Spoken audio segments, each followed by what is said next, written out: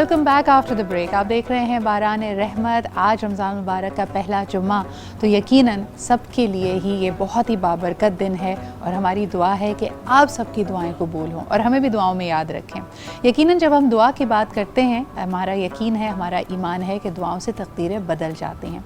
ख़ास तौर पे वो दुआ जो आपके किसी प्यारे के दिल से निकले, खुसूसन हमारे दिल के सबसे करीब, हमारा सबसे ज़्यादा बेहतर चाहने वाले हमारे वालिदैन। लेकिन उनके लिए उनकी औलाद की तकलीफ़, बीमारी दुनिया की सबसे बड़ी आजमाइश है।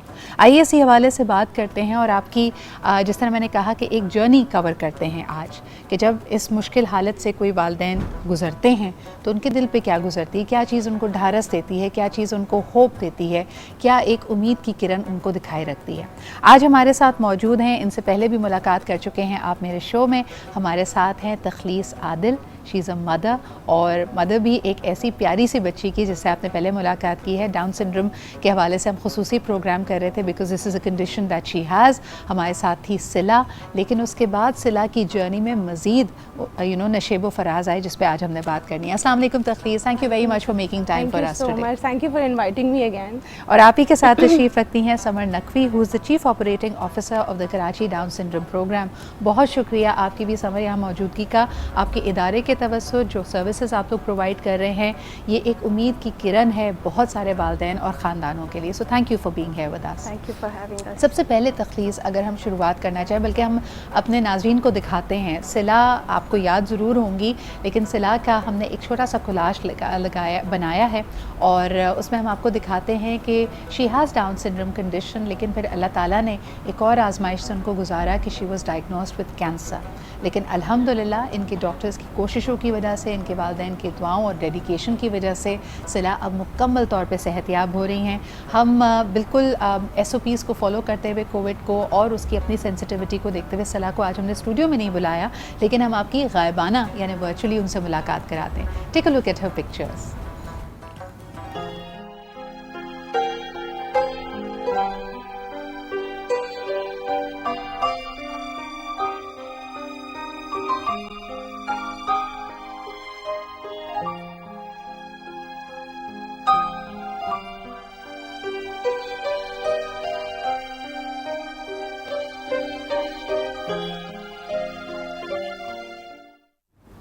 माशाल्लाह, व्हाट अ ब्यूटीफुल चाइल्ड। तखलीस, आपकी हिम्मत और आपके हौसले की, क्योंकि लास्ट टाइम हम बात कर रहे थे कि इवन गेटिंग टू नो कि आपके बच्चे को डाउन सिंड्रोम है, एक अपने आप में बड़ा सब्र आजमा मरहला होता है to come to terms with it. When and how was she diagnosed with cancer? आपको कैसे पता चला कि सिला is now suffering from cancer? Sidra diagnose तो ये हुआ था जून 2020 में, मगर उससे पहले for like 8-9 months it was अनडायग्नोज्ड।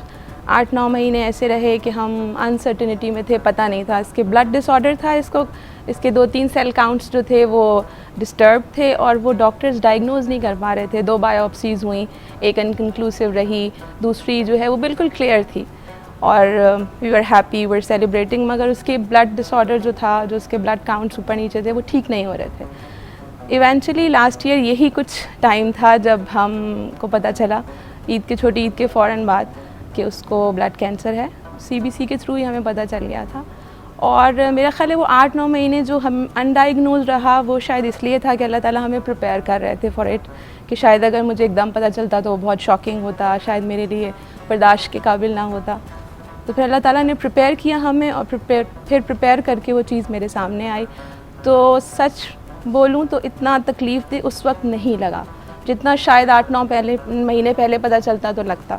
क्यों? इसलिए कि उन 8-9 महीनों में मेरा अपने रब से कनेक्शन थोड़ा स्ट्रॉन्ग हो गया और मैंने उसकी तरफ रुजू किया बहुत पहले से ज़्यादा और उससे मांगा पहले से ज़्यादा, और फिर उसने मुझे वक्त के साथ साथ बताना शुरू किया कि जो कुछ मैं करता हूँ उसमें मेरी कोई ना कोई मसलहत होती है, और कैसे होती है वो वक्त के साथ साथ रिवील होती है। हम बहुत थोड़ा सा सोचते हैं एक दिन का जो सामने नज़र आ रहा होता है, लेकिन उसकी प्लानिंग ऑब्वियसली लॉन्ग टर्म होती है और हमें पता नहीं होती। तो जब मेरे सामने आया तो literally my husband was crying, उनकी आंखों में आंसू थे और उनके लिए बिल्कुल भी एब्जॉर्ब करने के लिए ये बात बहुत बहुत भारी थी। लेकिन मैं उस वक्त बिल्कुल ऐसे थी कि जैसे مجھے پتہ تھا کہ یہ ہونا ہے اور یہ ہوگا، کیونکہ اللہ تعالیٰ نے مجھے کہیں سے ماں ہوں تو میرے دل میں ڈال دیا تھا کہ یہ مشکل میں لانے والا ہوں اور میں ہی ہمت دوں گا کہ تم اس سے لڑو گی اور پھر دنیا کے سامنے مثال بنو گی کہ دعا سے اور محنت سے اور کوشش سے معجزے بھی ہوتے ہیں، اب بھی ہوتے ہیں، اور اب بھی اللہ تعالیٰ سے اگر مانگا جائے طریقے سے، جیسا سلیقہ ہے اس سے مانگنے کا، تو وہ ضرور نوازتا ہے. اور حق ہے آپ کا ماننا. بالکل. ہمارے پاس اور ہے ہی کیا، ہتھیار ہی کوئی نہیں ہے. اللہ پہ توکل کریں اور پھر کوشش کریں، محنت کریں، لیکن نتیجہ جو ہے وہ اللہ کے ذمہ. یقین مانے سدرا کہ اس پورے جرنی کے اندر جو میرا حاصل ہے وہ یہ ہے کہ nothing, absolutely nothing is permanent except for اللہ کی ذات. ہر چیز ٹیمپرری ہے. اچھا، آپ کو پتہ ہے آپ اس وقت کنیکٹ کر رہی ہیں، ہمیں بتایا جا رہا ہے بہت ساری کالز آ رہی ہیں ایسے والدین کی، ایسی ماؤں کی جو آپ کی والی اسٹیج سے گزر رہی ہیں، جب وہ دیکھ رہی ہیں کہ ان کا بچہ ایک تکلیف میں مبتلا ہے، صحت کا کوئی چیلنج ہے، اور یقیناً وہ آپ سب کو آپ کے حوصلے کو داد دیتی ہیں اور آپ سے پوچھنا بھی چاہیں گی کہ کیسے ممکن ہوتا ہے. لیکن سمر آپ کی طرف آنا چاہوں گی. بلڈ کینسر تو ایک ویسے ہی سن کے ہی ہم جو بولتے ہوئے بھی بڑا عجیب سا لگتا ہے، رونگٹے کھڑے ہو جاتے ہیں. لیکن even when parents get to know کہ ان کے بچے کو ڈاؤن سنڈروم ہے، یعنی ایک کروموزوم ایکسٹرا ہے، ہو سکتا ہے کہ اس کے جو مائل سٹونز ہیں، جو اس کی لرننگ ابیلٹی ہے وہ دوسرے بچوں سے مختلف ہو، تھوڑی سلو ہو. پیرنٹس کے لیے یہ بات بھی ابزارو کرنا مشکل ہو جاتی ہے. اور پھر ہمارے سماجی رویے، لوگ گلٹ میں چلے جاتے ہیں، کوئی ان کو یہ کہہ دیتا ہے کہ آپ کی کسی غلطی کی سزا مل رہی ہے، ایٹسیٹرا ایٹسیٹرا. کتنا مشکل ہوتا ہے ان کو اس وقت کاؤنسل کرنا اور پازیٹیو اسٹیٹ آف مائنڈ میں لانا. سمجھ I think it boils down to کہ سب سے پہلی چیز یہ ہے کہ معاشرے نے ڈویژنس کریٹ کی ہوئی ہیں. صحیح. جس کو ہم جب ایک ہیومن ٹو ہیومن کانٹیکٹ بھی ہوتا ہے، ہم جانتے نہیں ہیں کسی چیز کو، کسی انسان کو، تو ہم اس سے ڈسٹینس برقرار رکھتے ہیں، ہم اس سے گھبراتے ہیں. It's a natural phenomena. ہم ایک جو انٹریکشن جب نہیں بنتا معاشرے کا، تو اکثر فیملیز کے لیے بہت مشکل ہو جاتا ہے یہ سمجھنا کہ وہ اپنے بچے کو معاشرے میں لے کے کیسے جائیں. ہماری امید یہ ہوتی ہے کہ ہم فیملیز کو ایک دوسرے سے بھی کنیکٹ کرا سکیں.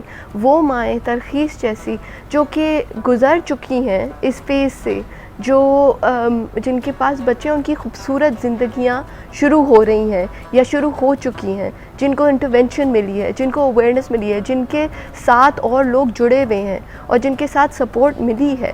وہ فیملیز جب ایک دوسرے کے ساتھ کنیکٹ ہوتی ہیں تو ان کو ایک دوسرے سے بہت زیادہ سہارا ہوتا ہے. دکھ بھی سانجھا ہوتا ہے نا، چیلنجز پتہ ہوتے ہیں، پتہ ہوتا ہے کہ کیا تلخ حقیقتیں ہیں، کیا چیز مشکل میں آ رہی ہے، اپنے بچے کو کس تکلیف میں دیکھ رہے ہیں. لیکن تخلیص آپ سے جاننا چاہوں گی، کبھی شکوہ کیا اللہ تعالیٰ سے؟ کبھی کوئی ایسا کمزور گھڑی آئی کہ دل میں یہ سوال ہو کہ میرے ساتھ ہی کیوں، یہ ایک اور آزمائش کیوں؟ بالکل. جب صلہ پیدا ہوئی تھی تب میں نے اللہ سے بھی کیا تھا اور ڈاکٹر سے بھی کیا تھا. میں نے کہا وائی می، مطلب اتنی ساری مائیں ہیں دنیا میں، میرے اپنی فیملی میں اتنی بھابیاں، میری بہنیں، کسی کا بچہ، اتنے بچے کسی کا نہیں، وائی می. تو اس نے کہا کہ بس یہ تو اللہ نے آپ کو چوز کیا ہے اس کے لیے. اس وقت مجھے نہیں سمجھ میں آیا سدرا کہ مجھے اللہ نے چوز کیا ہے ٹیسٹ کے لیے، ٹرائل کے لیے.